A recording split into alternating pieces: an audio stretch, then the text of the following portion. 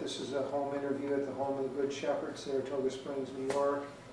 It is the 5th of October 2007, approximately 10 a.m. Interviewers are Mike Russert and Wayne Clark. Could you give me your full name, date of birth, and place of birth, please? Full name is Albert Reynolds Lounsbury, and I was born July 17th, 1921. Okay, what was your educational background, or where were you born?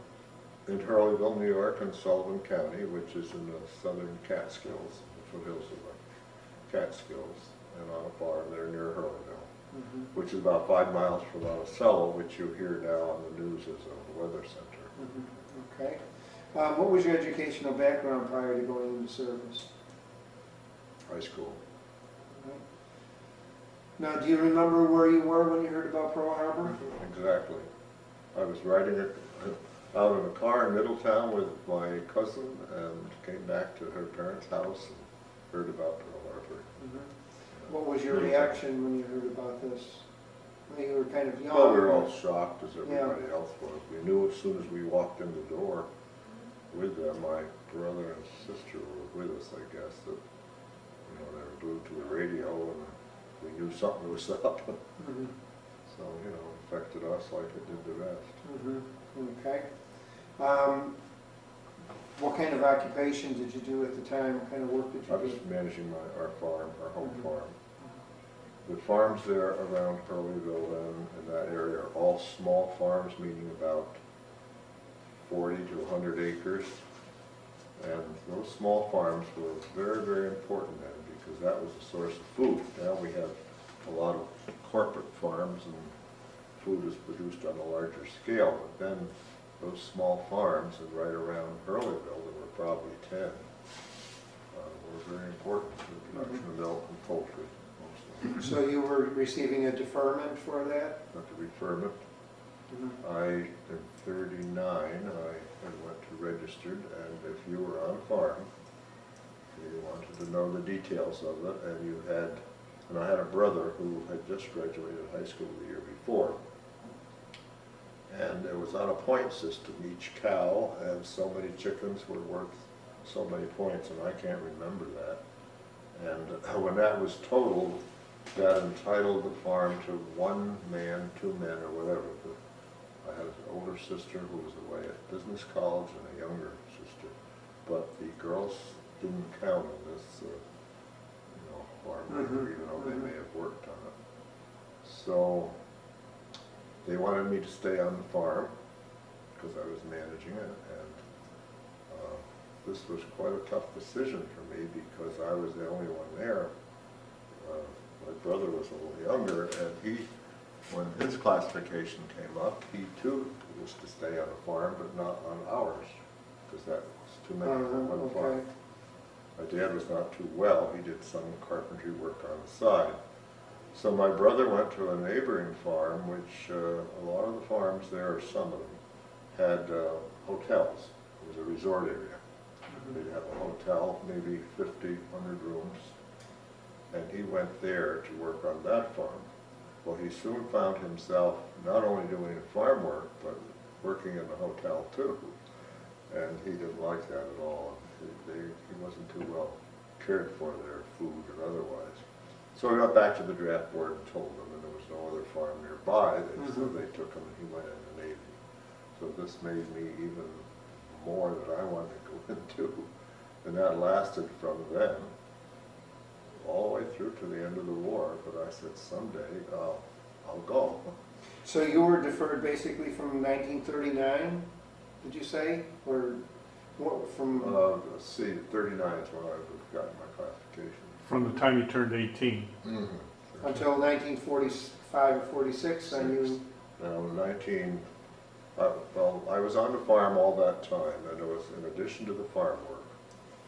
There was a lot of other wartime efforts, such as people in our community were plane spotters.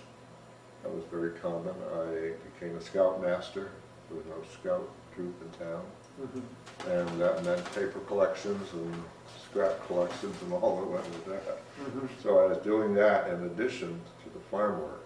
Now, did you find people very receptive to pitching in and giving you their scrap metals and papers and that? They were very receptive, and you had to watch out, like on our farm.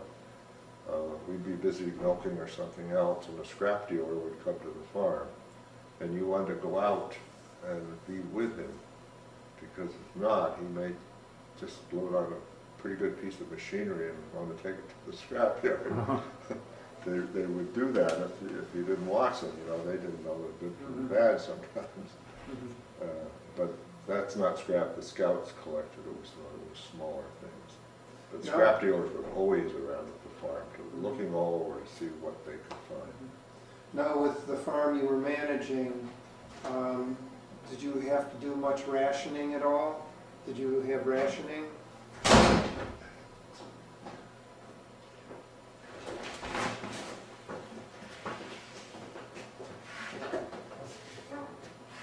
Did rationing affect you at all? Oh, sure. Rationing, you know, for the family. Luckily, we were on the farm, and we always had lots of food. Right. But we were rationed for gas, and again, living on... Even with being on a farm, you had rationing for gas. Didn't you get you got more, gas? and Because you got enough gas to keep your equipment and everything going, taking the milk to market and like that, because that was part of the whole operation. Right. So I would say farmers were favored, I don't know if that's the right word, but they got more gas than other people did.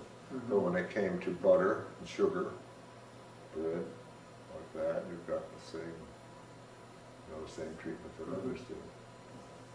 Now, you must have had plenty of food though from your farm. What were your products of your farm? Well, we had, what we produced for the war effort would be milk and eggs.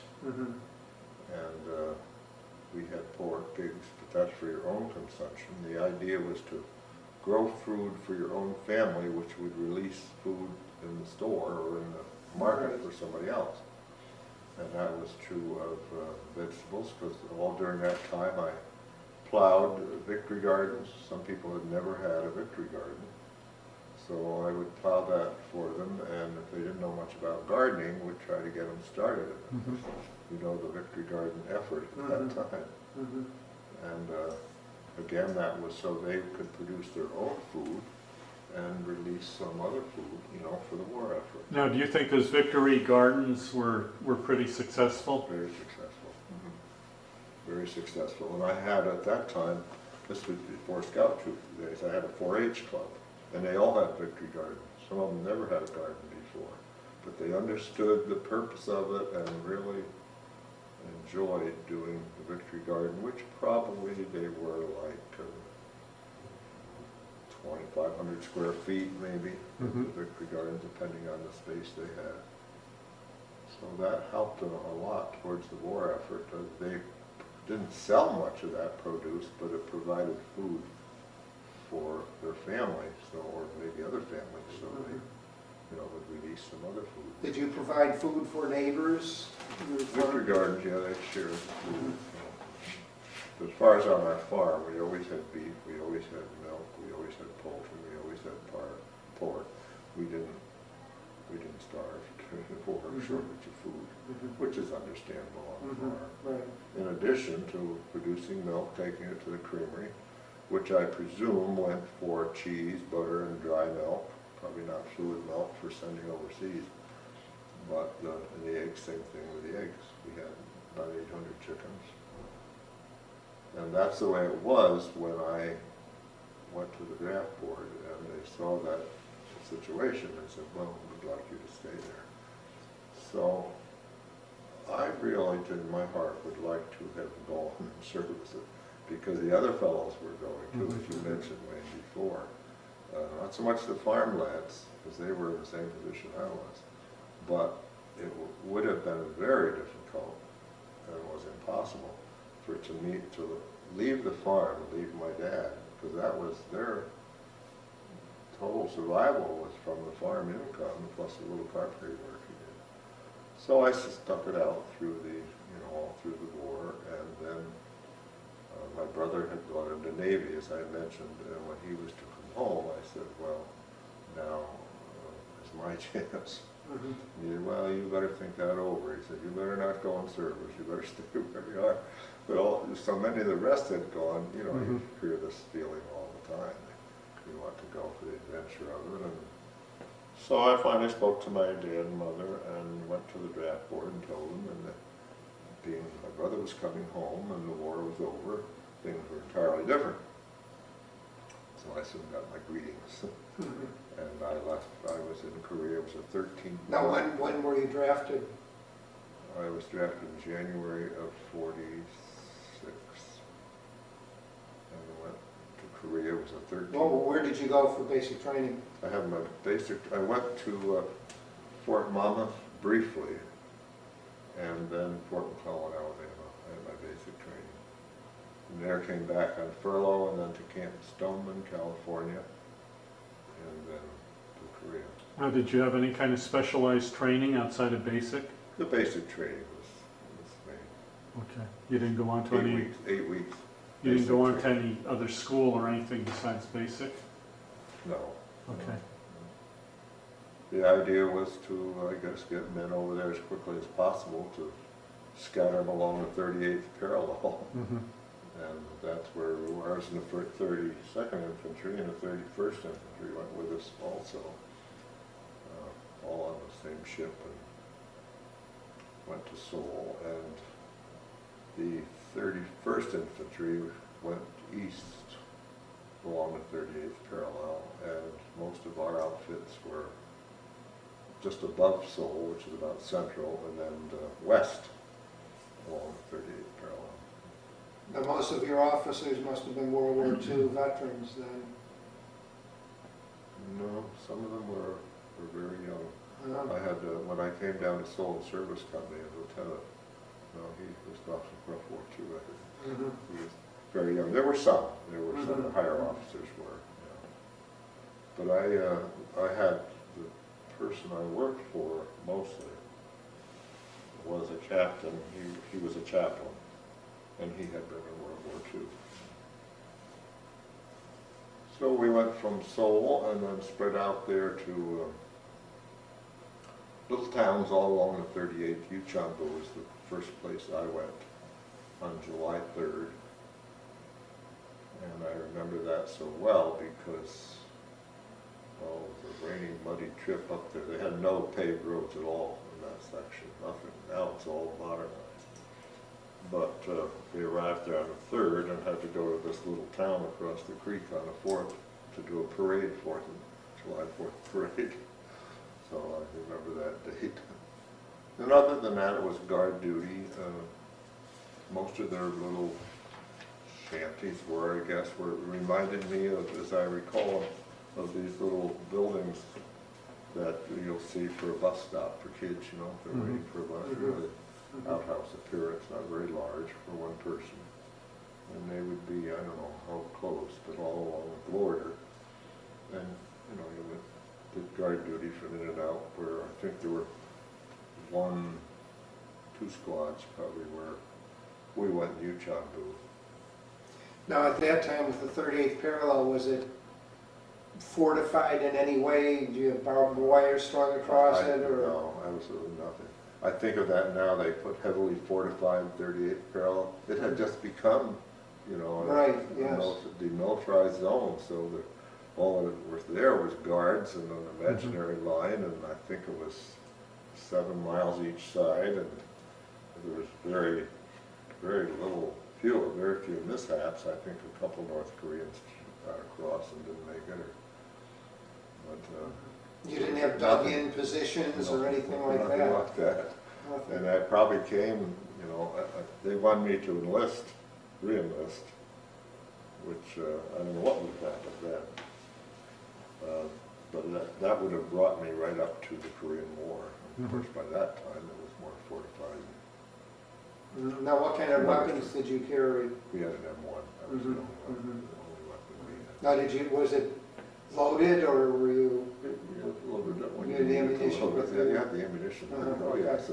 If you saw North Korea, and I don't think there were many South Koreans wanting to run across into North Korea, but the other way, I guess you could shoot them if you had to. But it it didn't happen very much. Now, What were your living conditions like? What did you live in? everything was intense. When we arrived there, everything was intense. The mess tent. We're up in Uyongbe, the 24th Corps headquarters in Seoul were better facilities, and I went down there later. By that time, they sorted out what you could do and where you would best fit in. And I had, there was an agricultural background, had nothing to do with it. But I had some office experience, typed a little bit, had done a little bit of music, piano playing. So they assigned me to, I went back to service company in Seoul, and they assigned me to a jeep for transporting officers mainly, the chaplain mainly. And I went with him out into these boondocks and these little outposts for Sunday service and played the little portable organ for their service, and also worked in his office for typing. I remember he was still catching up on correspondence of his own personal letter to families who had lost someone or missing in World War II. He had some of those to catch up on. Now you mentioned in your interview form about you felt the warmth of the Korean people. Yeah, I really loved the Korean people and got to know them through his contacts, the chaplains, or on my own, because they would come to our services, church services. You could get to know them very well, but it always bothered me how, and it's no wonder we have a bad image around the country, it bothered me how some of our GIs treated the Koreans. Just not good at all. Mm-hmm. And, you know, it must have left a bad impression, but I made a lot of good friends, had a wonderful friend who established a high school, was very persecuted during the communists, and then again by the Japanese. Built a high school in Kyochon, and he's dead now, but his daughter and son-in-law and his son are still running that, and I correspond with them now in Kyochon High School. Mm-hmm. Mm-hmm. So they're very, very warm, friendly people if you want to. Did you ever eat much of the local foods? Yes, I did. I went up, not much, but I went to a picnic up on what was called Ransan Mountain and had a Korean food, and always remember what kimchi is like. Mm-hmm. Hot sauce is hot. Yes. You want to eat kimchi. Yeah, very hot. Now you also mentioned something about having to cross into North Korea in a convoy. Yeah, as far as any, there was nothing too scary any of the time, but that could have been a natural disaster rather than a military disaster. But if you look at the map of Korea, way on the western part of Korea, there's a peninsula that goes down into the Japan Sea, to the Green Sea, the Yellow Sea. I'll get it right after a while. The Japan Sea is on the other side. And in order to get to that, it's Onjin, O-N-J-G-I-N. You had to go up into North Korea territory and go across to the east, and then down into this, and I guess there was one squad out there, out in this lonely place, and the lieutenant asked me if I would lead a convoy out there to Onjin, which consisted of probably 3 jeeps, 2 trucks. And I said, well, yeah, I'll do that. Didn't really want to, but I said I would. And we started out, and we got to this, we crossed several creeks, drove right through them, but this one was a river, and we had to cross in 2 groups, and had a little ferry boat around. I thought we'd never get across with that thing. It was a dinghy, I guess they call it. Had 1 long oar on the back and a couple of boys on the side with poles poking it. Mm-hmm. And we got on with the jeep and 1 or 2 trucks and got almost across, and someone said, "What's that noise?" And we come to find out it was the ice in the river up above breaking up. And they said, well, we cannot go back across and get the rest of the convoy now. We'll have to wait till tomorrow.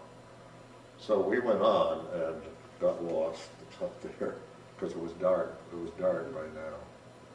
And ran into, there were no road signs. We had a map and like that, but after a while I got so lost I don't know where I was, other than I had better keep moving east or west.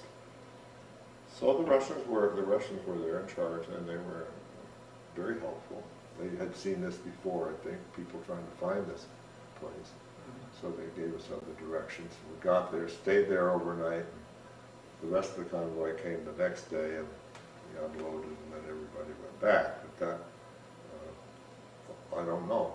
The ice had gotten to us a little sooner. Well, I don't know what would have happened to this little frail ferry boat. Now, you were there during the winter then. How did you have plenty of winter gear and keep pretty warm? Oh yeah, we had warm clothing. See, being the 38th, what are we at, the 42nd here, I guess. The weather wasn't too much different than here, but the winter was a little shorter, but very cold. It was very, Christmas was very, very cold. And right on through January, and then probably when this happened, crossing that creek could have been in the January, February, when it began to warm up some. So I said, well, what do I tell the lieutenant when I got back? Of course, he heard about this, I guess. I got back, went into his office and told him what happened. He was a mean individual, but, you know, this kind of thing couldn't help, so he accepted it. That was that. And at that time, I was in service company and had my own Jeep, and as I said, was transporting, there were sort of humorous things. I knew just what my Jeep would do and what it wouldn't do, and all the officers lived up on this quite a high hill. And he said, well, I'll drive up this time. So he was driving, the chaplain was there, and I sat in the back. And he started up that hill, and I just knew there were three of us in there now. I said, unless he shifts down the lower gears, he's not going to make it. So sure enough, we got him. So just tugged along. I said, I think you're going to have to shift that down. Got him forward. He said, now you just sit there and be quiet. He says, I'm driving. That's the kind of guy he was.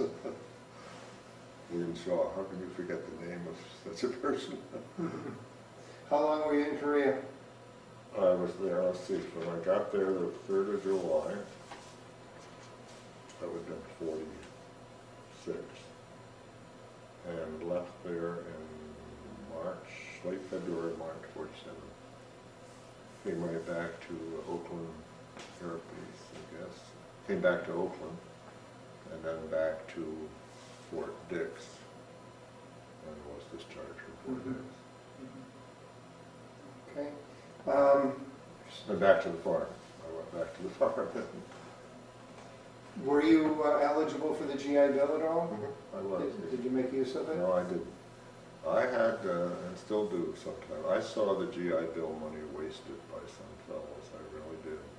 They were getting that kind of help, they wouldn't go to class, but there were others who really benefited from it. Overall, I think it was a good thing. But I said, you know, I'm not ready to go to college right now, so I didn't accept it. I was still on the farm, I was needed on the farm.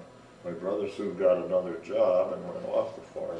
To make a long story short, my father finally rented the farm to another man and then later sold it.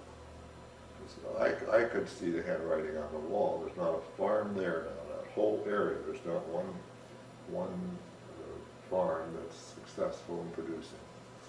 So I could foresee that, although he would love to have had me there and my brother there.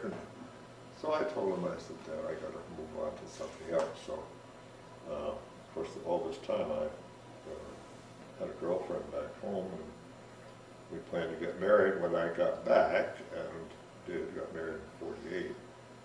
And she had already graduated from college and was teaching. And I said, well, we talked it over, and I said, well, I'd like to, I always wanted to go to college, too. So I went to Cornell 13 months after high school with no formal training in between. So that was a little rough, but I made it and finished Cornell, and then I got the job as cooperative extension agent, 4-H youth worker here in Saratoga County. So I took the long route around getting there, but Did you join any veterans organizations at all? No, I did belong to the Legion for a while, but in all fairness to the Legion, I found this particular one a very unfriendly place. Maybe shouldn't say that, but it was that. And, That's how you felt? yeah, that's how I felt. Yeah. You know? There were a few men there, very cliquey, seemed to be, weren't doing any great things. So I said, well, I've got some other things to do, and I also was a member of the VFW for a while too, but didn't attend much there. So, no, to answer your question, I don't belong to any now. Did you ever stay in contact with anyone that was in service with you?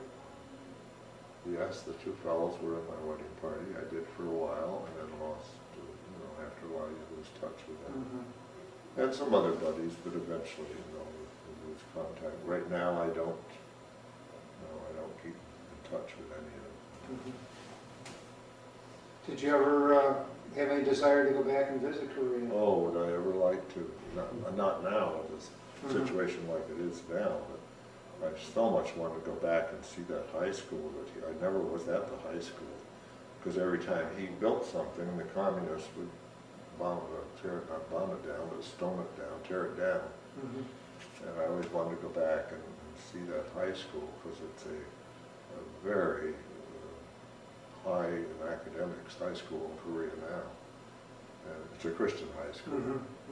And he would be very pleased to see what it is now. But no, I never got back there, and certainly never will, I don't think. I would like to. Beautiful, beautiful country, and very kind people. I met a young fellow, and I thought I'd never hear from him again. He used to come to there were Youth for Christ meetings, and he would come there, this young fellow, participate. And then, when I left, I had no contact with him, and then he was in the Korean War, and I had this, and I still have that letter around someplace, most beautiful letter from him that he wrote on the front as a Korean soldier, telling me that he didn't think he would ever survive to see me again. And his last name was Eel, I'm trying to think his full name. But anyway, after Cornell, and when I got my sabbatic from Cornell Extension, I went to North Carolina State to get my master's degree. And did. And while I was down there, he knew I was in 4-H, that's what he remembered, Extension. So he wrote to Washington, and they're great. They traced me down to Saratoga County Cooperative Extension, where I was. And here they told us we were living in Raleigh, North Carolina then. And lo and behold, he walked in one day to see me. It was really wonderful. He was always a troubled lad, seemed to be, and his wife became a Jehovah's Witness, and that upset him very much. And then the last I heard from him, he was down in Pusan way in southern. He got into government work, I think. But I don't know if he's living now or not. I lost contact with him. But I thought what a wonderful friend it was that he tracked me down and came to North Carolina to find me. How do you think your time in the service had an effect on your life?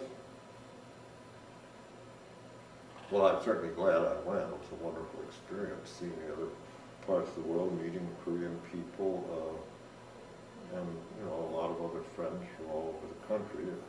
Also, if I have a photo album now, my son has it now, I would recall some of those if I looked through that, but I don't now. But overall, it was a very positive experience. But all the time, it was a feeling of, should I be home on the farm because of my dad's desire? The farm was going. He was not too well. He had asthma. But I knew I had to, press on towards something else, and kept on. And I came back to the farm.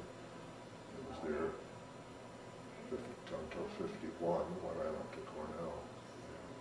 Do you have any regrets of staying on the farm during the war years?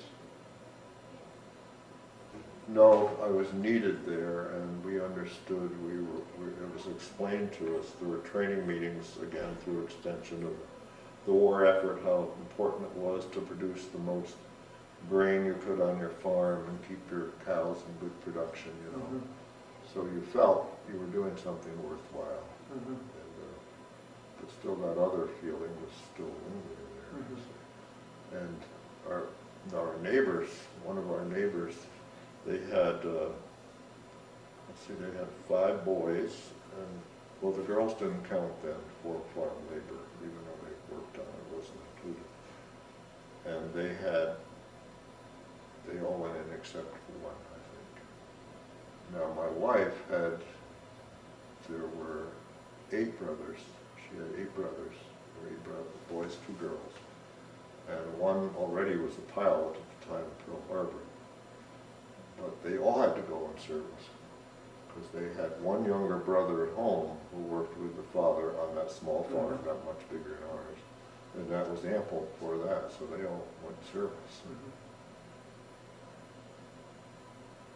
So it was a different situation. I'm so glad that it was always bothered in a way, wondering if the home front people, and I know a lot of them got, I wasn't looking for any kind of credit, but I thought the agricultural component of it was overlooked sometimes.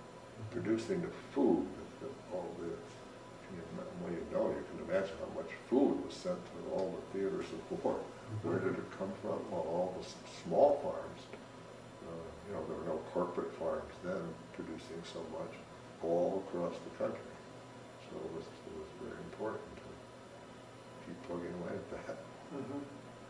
Okay. And Well, I enjoyed doing it, yeah. thank you very much for the interview. Let me just ask you one last thing.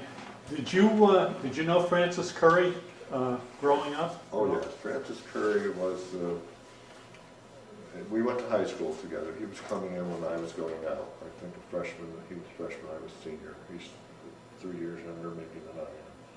And orphaned, perhaps you have. Francis' father died when he was quite young, then his mother died, and he went to stay as a foster child with my aunt and uncle. That would be my mother's brother. Oh, okay. So he lived with them, and we went down there. They had one son, his age. They had another son older. So we played together for a while, and that's how I got to know him. And then Francis wanted to move on to other things, so he left their place and went to a farm there in Hurleyville and worked a little while and said, well, this isn't for me, so that's when he enlisted. But I knew Francis from, when he was 15, 16. Okay. And then he was at Albany in Veterans Affairs. I could have had quite a bit of contact with him then. I knew he was there, but I was busy with my career, and we just didn't get together. After he retired from that and lived in South Carolina and had this summer place in East Bern, where gradually we got reacquainted. He's a great person, Francis, as you know, not only his military accomplishments, but his whole outlook on life and what he went through as a boy and went through all of it. Like, he's a very strong person and has a wonderful, supportive wife. And I guess his son is in Selkirk, and he gets all his mail and some of his phone calls through his son. Since he was here down at the Army at that time, which must have been 2 years ago, probably, he's been a lot of places in the country being asked to speak.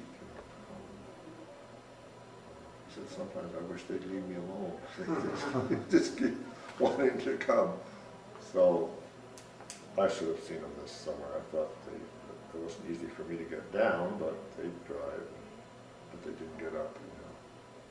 But I was glad I had that time with them. They stayed at the Holiday Inn. I didn't have room for the apartment. The day he came to the museum.